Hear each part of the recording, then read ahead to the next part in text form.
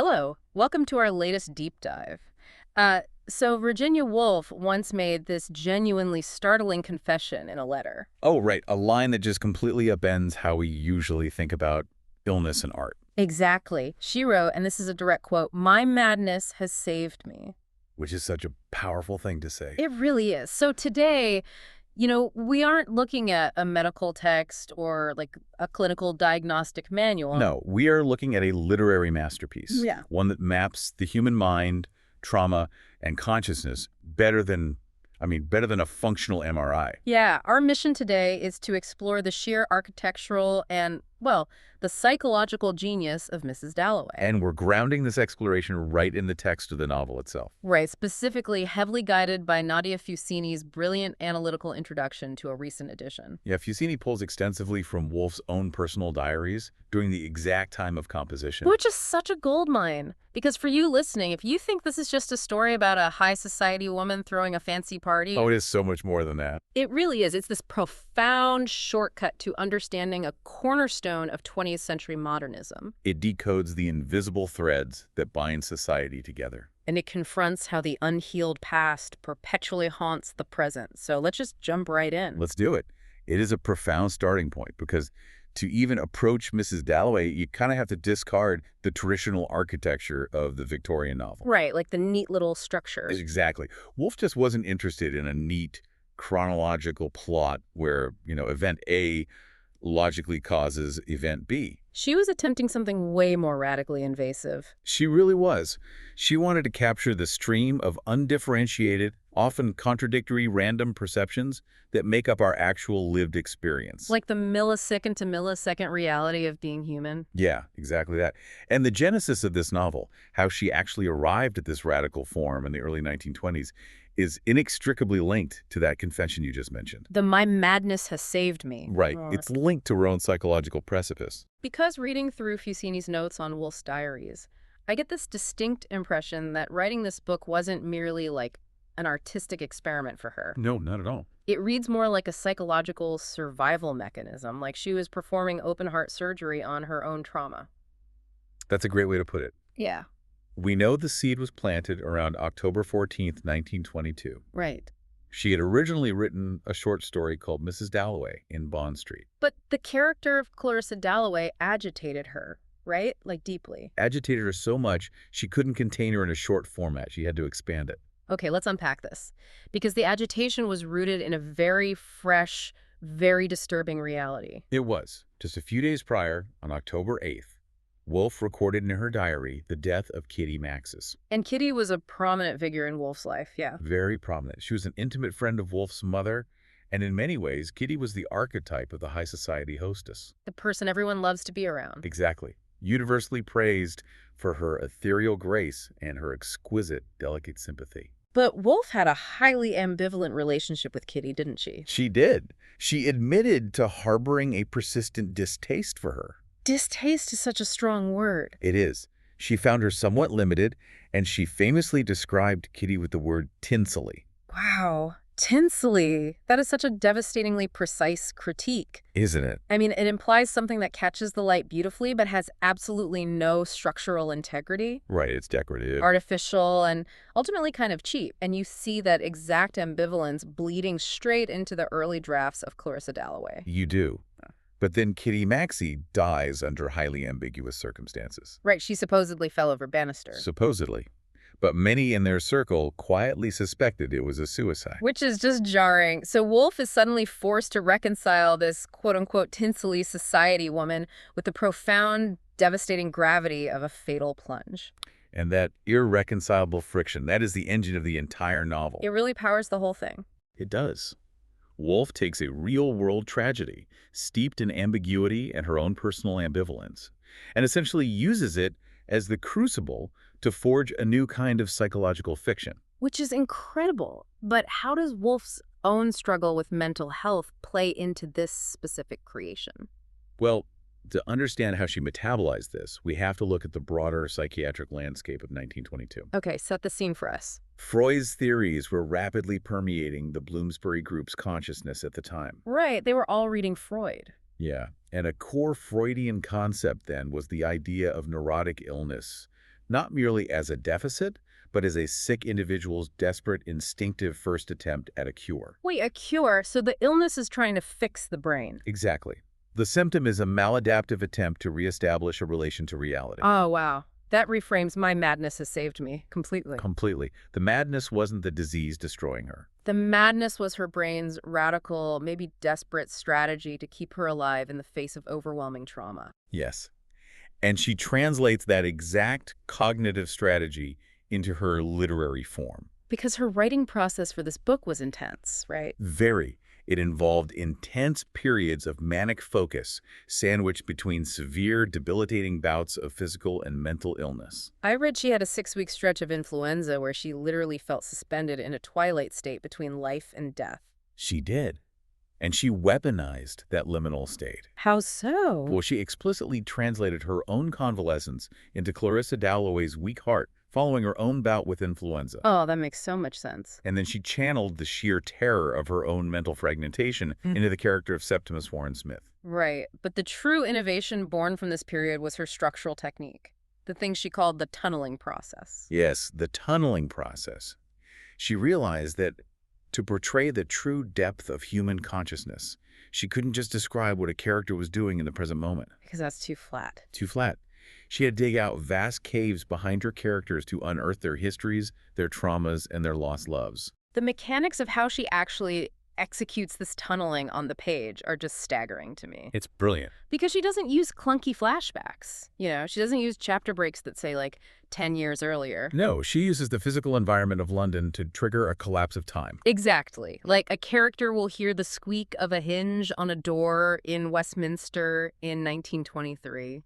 And mid-sentence, that sound physically becomes the squeak of French windows opening at the country estate of Bourton 30 years prior. It's wild. The present moment is just this incredibly thin, fragile crust of ice over a massive, deep cavern of the past. And her characters are constantly falling through that ice. But it was a monumental struggle for her to perfect this, wasn't it? Oh, absolutely. She wrote in her diary about the, quote, devil of a struggle to wrench her substance to fit in. Right, because trying to connect all those caves has to be structurally exhausting. It was.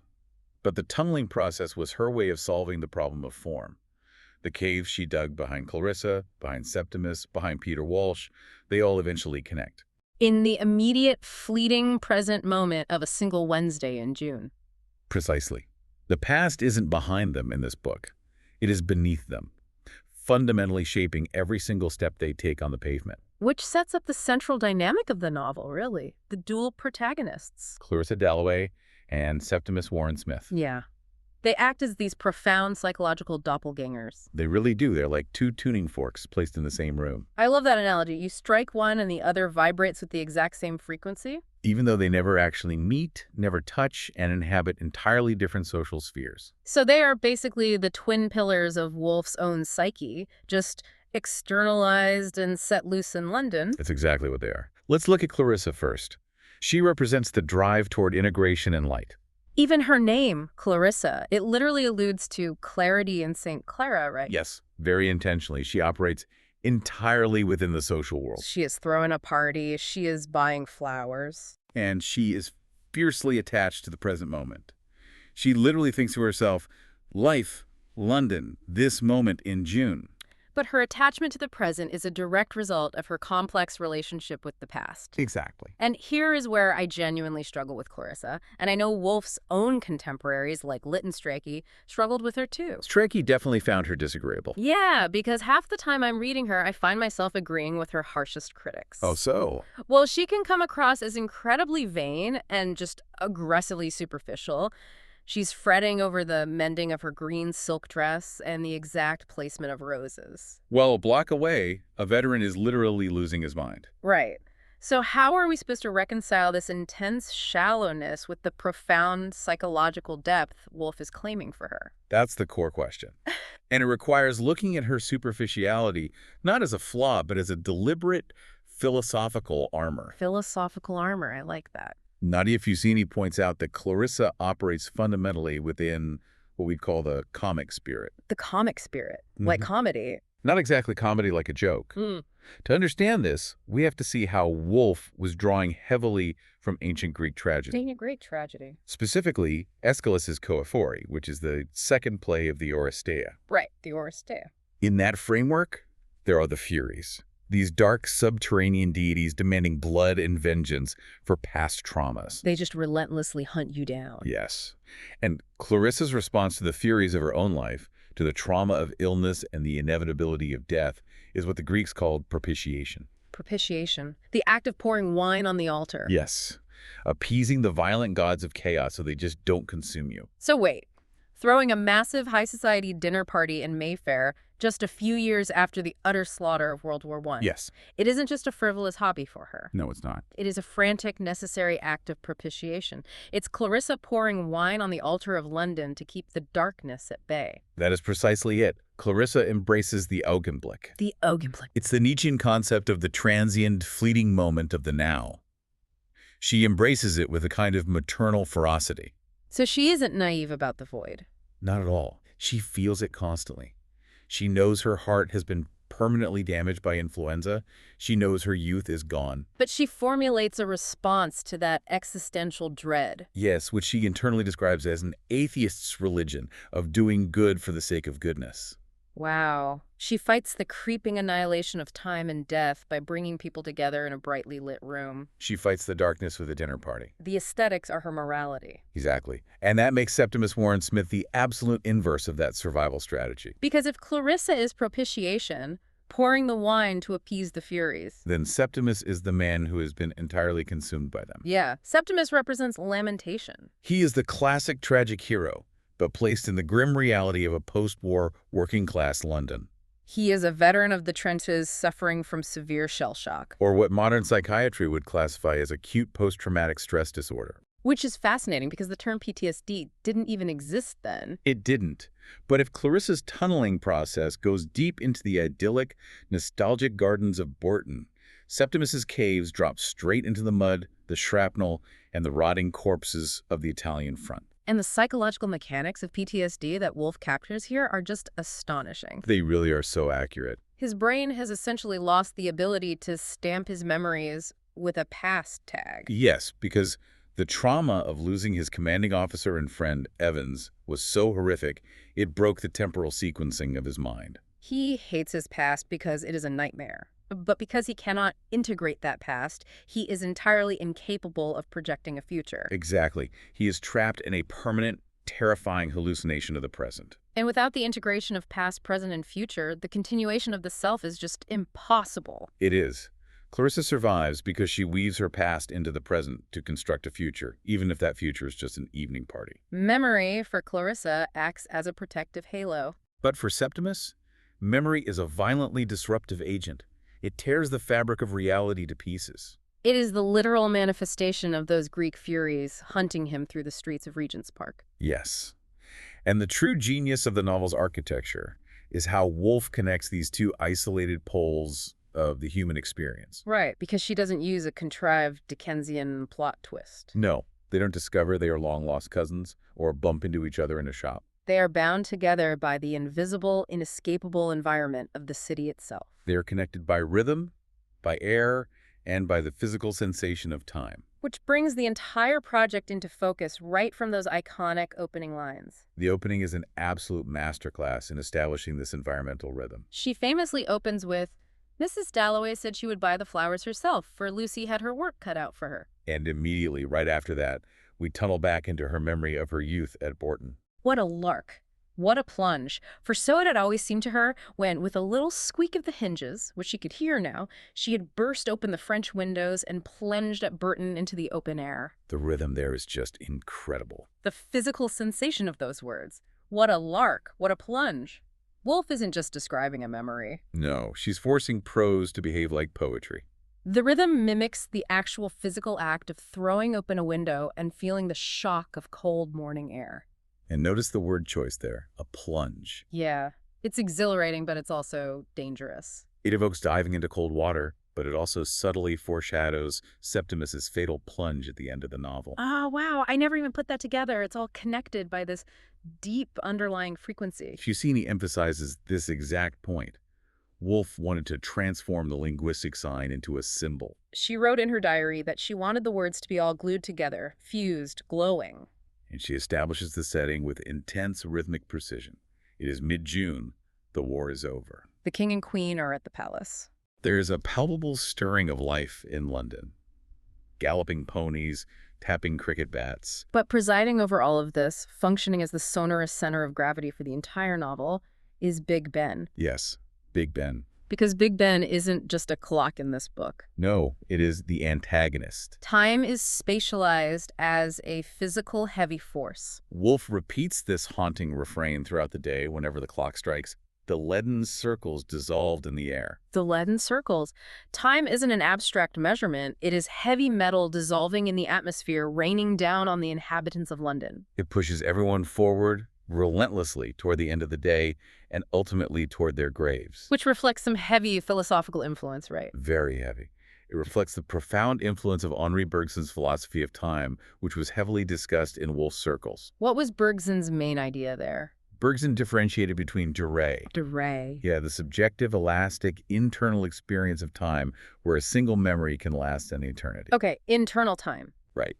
He contrasted that with clock time, the rigid, spatialized, mechanical division of time imposed by society. So Big Ben represents that mechanical, vertical presence of clock time. Exactly. The rings of sound emanate, they expand horizontally until they strike the ear of every character. Tunneling down into their nervous systems, violently interrupting their internal durée. Precisely. And within this landscape governed by the heavy striking of Big Ben, Woolf engineers these incredibly modern sociological phenomena. Yes. She writes what we would absolutely recognize today as shared viral moments. It's so true. She breaks down the collective consciousness of the city by having this vast organism of disparate strangers all react to the exact same stimulus simultaneously. Like the scene outside Mulberry's flower shop. A perfect example. Clarissa is inside the shop, surrounded by the scent of sweet peas and lilacs. And suddenly the piece is shattered by a violent explosion from the street. A backfiring engine? Right. A mysterious dove-gray motor car is pulled up, its blinds drawn tight. With just a small square of a face visible for only a fraction of a second. And the entire street freezes. It's exactly like walking down a crowded avenue today when suddenly everyone stops, pulls out their phones, and stares at a motorcade or a celebrity.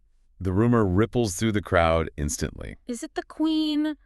The Prince of Wales? The Prime Minister? Woolf maps the shockwave of this single trifling event as it moves down Bond Street. She notes how the car leaves a slight ripple which flows through glove shops and hat shops.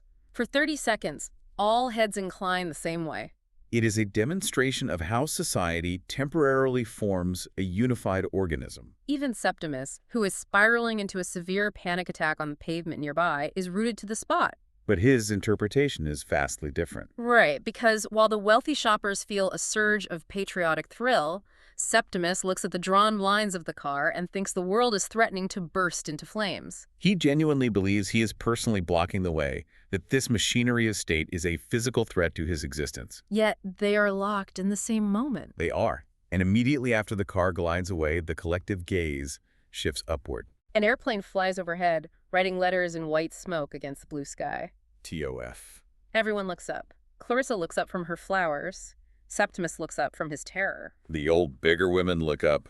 The wealthy men at the gentlemen's clubs look up. They're all desperately trying to decipher the same cloudy, dissolving message in the sky. It's a brilliant visualization of modern alienation and connection. Because the message is just a commercial advertisement, likely for toffee. Right. But the onlookers project their own meaning onto it. Which proves that even though Septimus feels utterly trapped in his isolated trauma, and Clarissa feels insulated in her high society bubble, they are undeniably tethered together by the same airspace, the same sounds, the same cultural symbol. they are cells in the larger body of post-war London. Yes, beautifully put. Yeah. But the moment Clarissa returns to her own house, that shared collective reality is violently shut out. The transition Woolf makes there, from the loud, vibrating street into the interior of the Dalloway residence, is genuinely jarring. It's meant to be. Clarissa enters the hall, and she notes it feels cool as a vault. A vault. She begins to physically and emotionally strip away the armor of the society hostess.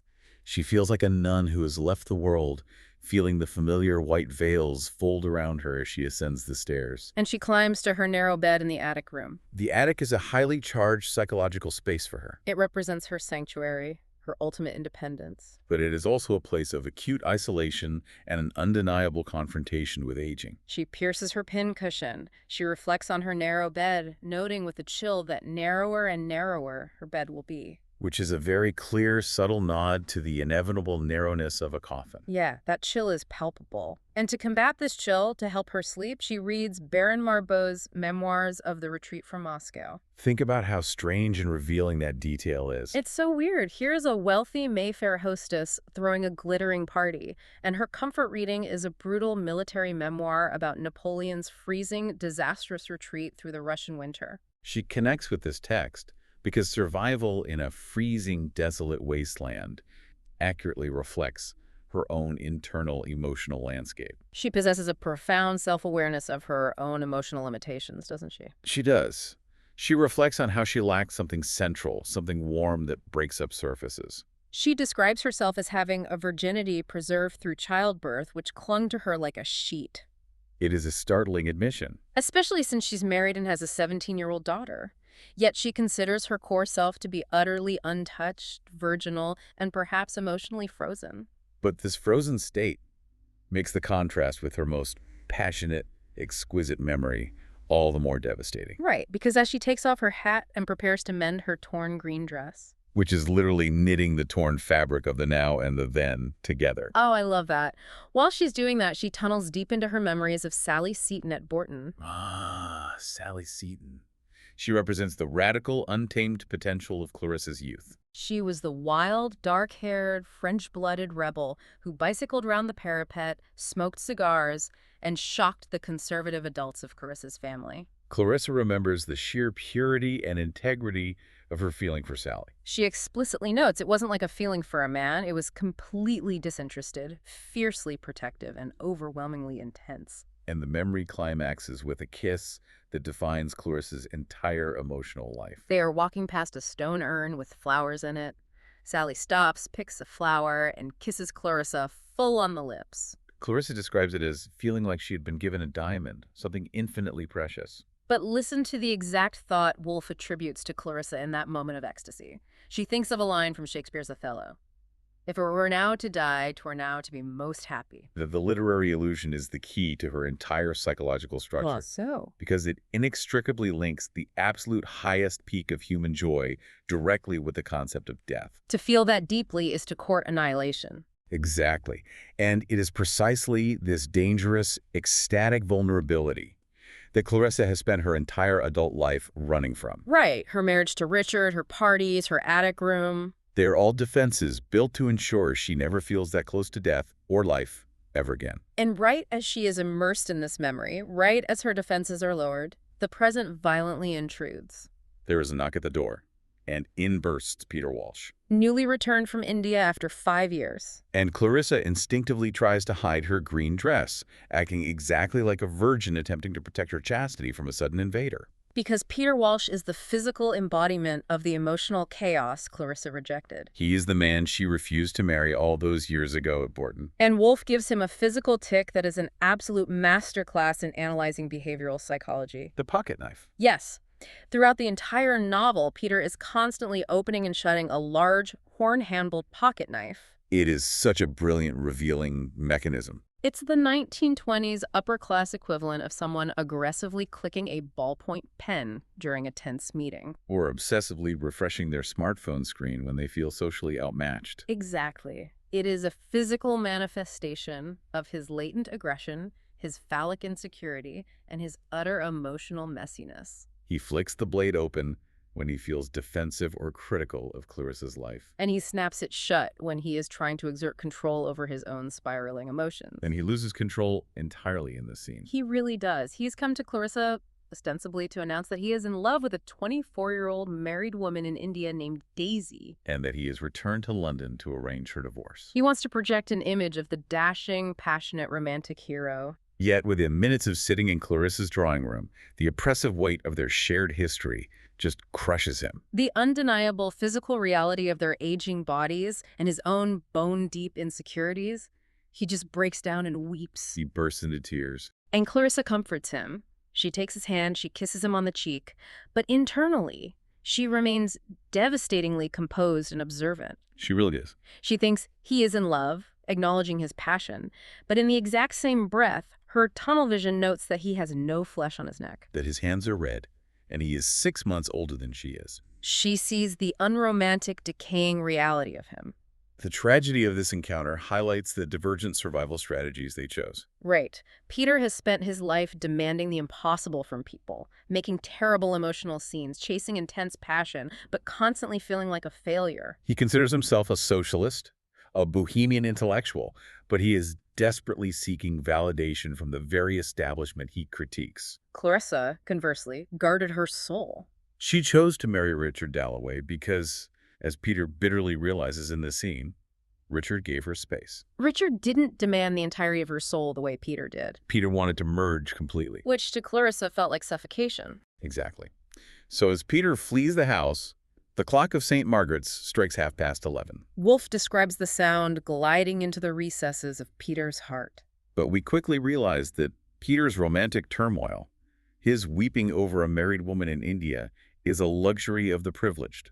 Yeah, because Woolf immediately whips the narrative focus across town to Regent's Park, dropping us straight into the true psychological abyss of Septimus Warren Smith. The transition from the drawing room anxieties of Peter Walsh to the psychotic break of Septimus is one of the most harrowing depictions of mental collapse in modern literature. We are introduced to Septimus through the perspective of his young Italian wife, Rezia. Her isolation is profound. She left her family and her country to marry a British soldier. And now she is trapped in a foreign city, making hats in a desperate attempt to build a facade of normalcy. While the man she loves is dissolving into madness right in front of her. Let's analyze the mechanics of Septimus's hallucinations, because Woolf doesn't just say he saw things. No, she details the terrifying breakdown of his ego boundaries. The psychological wall that separates the self from the outside world.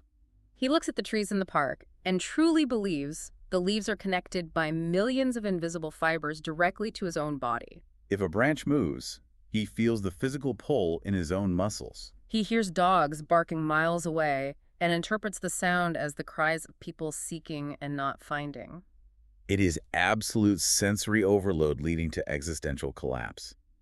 His brain is frantically trying to assign profound meaning to random stimuli. He believes he can hear birds singing in Greek, prophesying that there is no death. He constantly sees the ghost of his commanding officer, Evans, stepping out from behind the trees. For Septimus, the furies of memory have entirely breached the gates of the present. Yes. And how does the medical establishment of 1920s London respond to a man whose soul has been shattered by the state's own war? Oh, Woolf takes an absolute sledgehammer to the psychiatric profession here. She really does. First, we meet Dr. Holmes. Holmes represents the amiable, aggressive ignorance of the general practitioner. He examines Septimus and declares there is absolutely nothing whatever the matter. He tells Septimus to play golf, to gain some weight, to take an interest in things outside himself. Septimus accurately identifies Dr. Holmes not merely as an incompetent doctor, but as the physical embodiment of human nature. And to Septimus, human nature is a brute. It is the unfeeling, demanding, invasive force of society that refuses to acknowledge deep suffering, because suffering is inconvenient. Holmes tells Septimus he is talking nonsense to frighten your wife, effectively gaslighting a man enduring a waking nightmare. And because Holmes utterly fails to arrest the decline, Rezia is forced to escalate the case to the top of the medical hierarchy. Sir William Bradshaw. Sir William Bradshaw. He is terrifying. He's the priest of science. He doesn't arrive on foot like Holmes. He rolls up in a low, powerful gray motor car.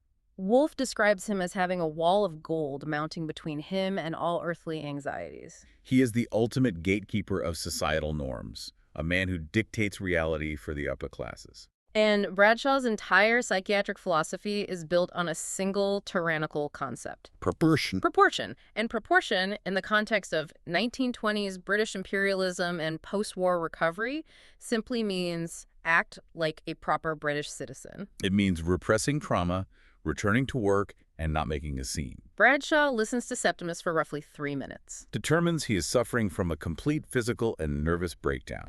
and immediately dictates that Septimus must be institutionalized. He strips Septimus of all agency. He orders that Septimus be sent to a home in the country, completely separated from Rezia, to rest in bed. He prescribes total isolation and submission to his own medical authority. Bradshaw literally feeds on the wills of his weaker patients. He forces them to conform to his idea of proportion, crushing their individuality in the name of health. And this absolute threat of institutional capture triggers the tragic climax of Septimus's narrative. Yes, later in the day, Septimus and Rezia are back in their lodgings. There is a brief, heartbreakingly lucid moment where the hallucinations recede. They are sitting together, making a hat for a neighbor. They are laughing. Septimus actually feels a surge of happiness, a real connection to his wife. But then, the heavy boots of human nature arrive. Dr. Holmes pushes his way past the landlady downstairs and begins marching up the steps. Septimus hears Holmes coming. He realizes the brute is upon him. That they're coming to lock him away, to convert his soul to their idea of proportion. He looks frantically around the room for a way out. He considers the bread knife, the gas fire, but dismisses them as too theatrical or too slow. The boots are at the door. and so he flings himself vigorously, violently, down from the window onto Mrs. Filmer's rusty area railings below. It is a brutal, visceral end. But here's where it gets really interesting. How do we interpret this plunge? Well, in the traditional medical view of Bradshaw and Holmes, it is the ultimate symptom of the disease, a tragic surrender to madness. But within the philosophical architecture of the novel, and specifically in how Clarissa will later process it, it is the exact opposite of surrender. It is an act of ultimate defiance. He refuses to let his soul be captured, subdued, and colonized by men like Bradshaw. He throws his physical life away in order to protect the inviolable, sacred center of his being from their clinical corruption. It is a tragic victory. He claims the only agency left to him. Meanwhile, entirely unaware of this blood on the area railings, the upper-class world across town continues its subtle, repressed emotional maneuvers. Which requires us to look at Richard Dalloway, Clarissa's husband, and his own struggles with connection. Richard is such a fascinating counterpoint to the chaotic men in the novel, Peter and Septimus. Richard is dependable, practical, simple by nature. He is a conservative member of parliament who genuinely wants to do good. He attends committees for the welfare of Armenians and Albanians. But emotionally, he is the product of generations of British stoicism. He is completely inarticulate when it comes to his own heart. We see this acutely after he attends a very traditional, very pompous lunch with Lady Bruton and Hugh Whitbread. Hugh represents the superficial machinery of the empire, right? Right. Yes. Carrying a dispatch box with the royal arms, writing letters to the Times about minor civic issues. After enduring this lunch, Richard is struck by a sudden, overwhelming wave of affection for his wife. He buys her a vast bunch of red and white roses. He decides, right then and there, that he's going to walk across London, walk into their house, and for the first time in years, he's going to say the words, "I love you," to his wife. He grips these roses like a weapon, determined to overcome his own repression. And this touches on a profound generational trauma. It does. The men of Richard's class and era were systematically trained to view emotional vulnerability as a catastrophic failure of character. He physically cannot do it. Woolf writes the scene so masterfully. He walks into the room, he presents Clarissa with the flowers. And the word love literally lodges in his throat like a physical obstruction. He cannot force it past his teeth. Instead, he tells her he has to go back to the House of Commons for a committee on Armenians, advises her to rest for an hour before her party, and leaves. Think about what a tragedy that is. For you listening, how often do we let societal stiffness rob us of simply saying what we feel? An entire generation of people who lost, or systematically unlearned, the vocabulary for vulnerability. It makes you wonder how modern society, with all our digital communication, might be doing the exact same thing, just replacing stoic silence with emojis and text abbreviations. It is a profound failure of connection. Yet Clarissa understands. She knows exactly what the roses mean. But it highlights the vast gulf of solitude that exists between even a husband and wife who care for each other. Clarissa ultimately respects this gulf. She requires that space for her own psychological survival. But if Richard represents the tragedy of polite, stoic repression, the character of Doris Kilman represents the absolute terror of bitter, demanding, unregulated emotion. Oh, Miss Kilman. She is Clarissa's 17-year-old daughter Elizabeth's history tutor. And Woolf weaponizes every aspect of Miss Kilman's identity to create the ultimate foil for Clarissa. The dynamic between these two women is pure, unadulterated venom. Miss Kilman is a study in resentment. She is degradingly poor, heavily educated, and wears a cheap green Macintosh all year round. Refusing to participate in the aesthetic economy of Mayfair. Her poverty is compounded by a deep sense of historical injustice. She lost her teaching job during the war because of her German ancestry. And her principled refusal to call all Germans villains. Having been rejected by society, she has turned to intense evangelical religion. But her religion isn't about grace. It is steeped in spite. She stands on the landing outside Clarissa's room, looking like a monster of righteousness. She utterly despises Clarissa's wealth, her delicate body, her fleshly vanity. She wants to unmask Clarissa, to humiliate her, to physically bring her to her knees. She thinks to herself, "Fool, simpleton, you who have known neither sorrow nor pleasure." She is actively waging a spiritual war to steal Elizabeth's soul away from Clarissa's frivolous influence. It is a battle for the future. Miss Kilman takes Elizabeth to the Army and Navy stores for tea. And Woolf provides this grotesque, tragicomic scene of Miss Kilman desperately eating chocolate eclairs.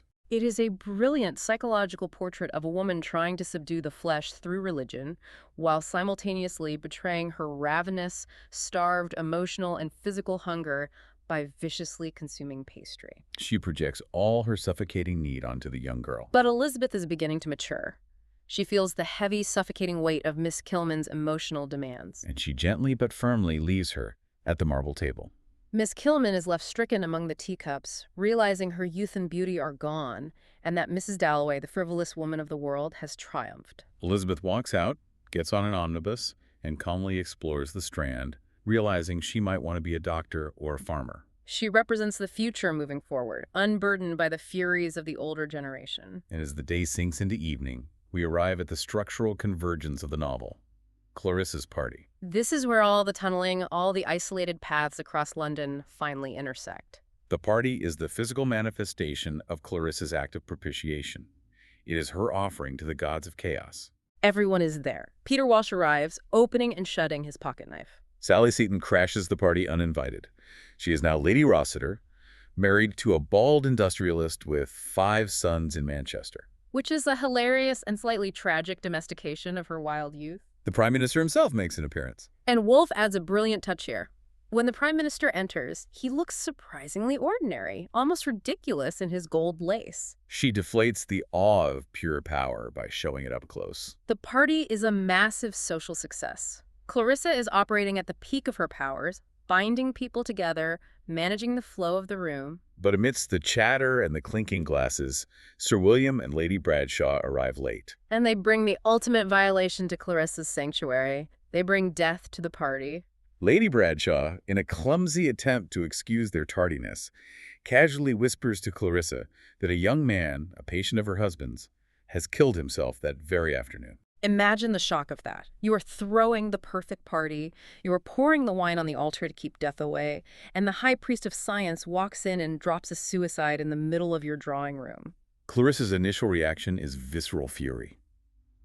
What business had the Bradshaws to talk of death at her party, she thinks. But then she does what she has done all day. She physically withdraws. She leaves the noise, the Prime Minister, the success, and she retreats into a small, empty room where the guests have left their coats. And this is where the most profound psychological mechanism of the novel occurs. Clarissa doesn't just think about Septimus's death in the abstract.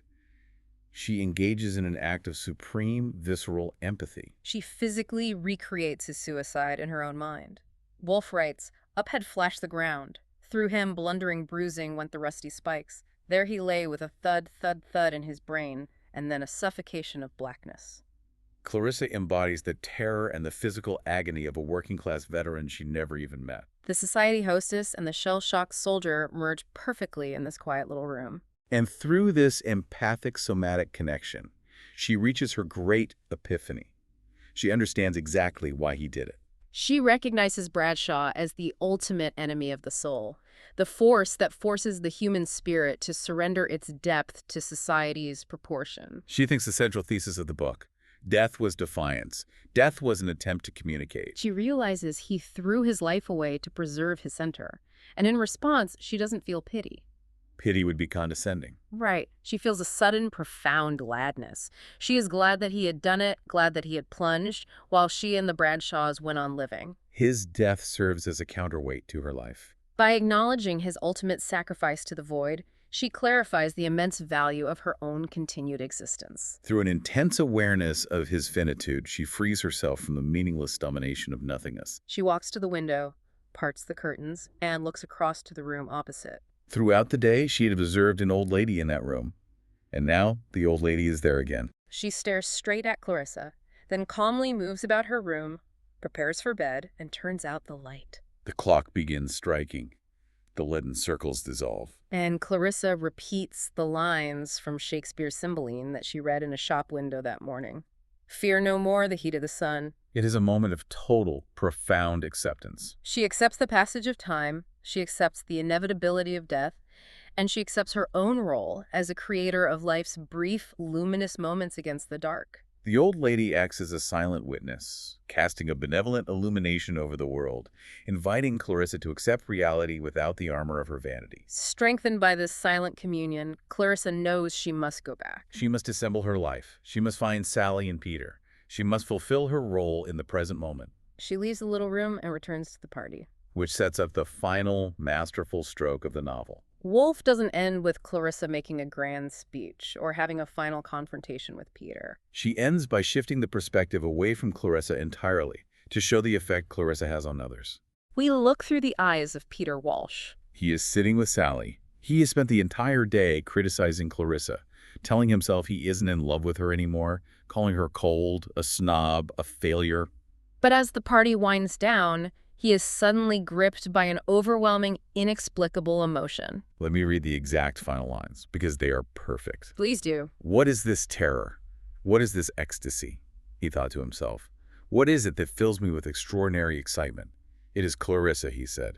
For there she was. For there she was. It is a profound testament to the sheer power of pure, unadorned presence. After all the tunneling through the caves of memory, after confronting the horrors of the trenches, the arrogance of the medical establishment, and the heavy, dissolving circles of time. The entire massive architectural structure of the novel lands on the simple, undeniable reality of a human being existing in the space before you. It really does.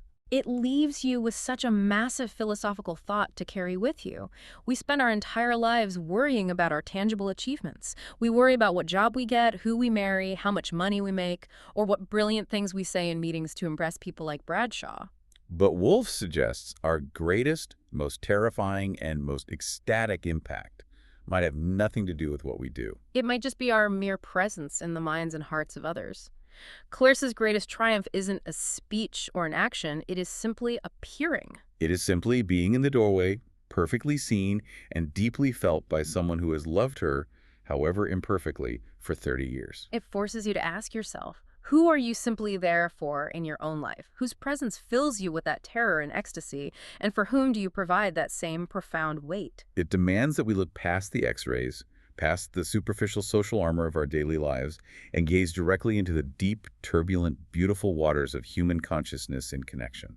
We hope this deep dive into Virginia Woolf's Mrs. Dalloway gave you a new lens to view the invisible threads connecting your own life, your own past, and your own present. Thank you all for joining us on this journey. Have a great rest of your day, and fear no more the heat of the sun.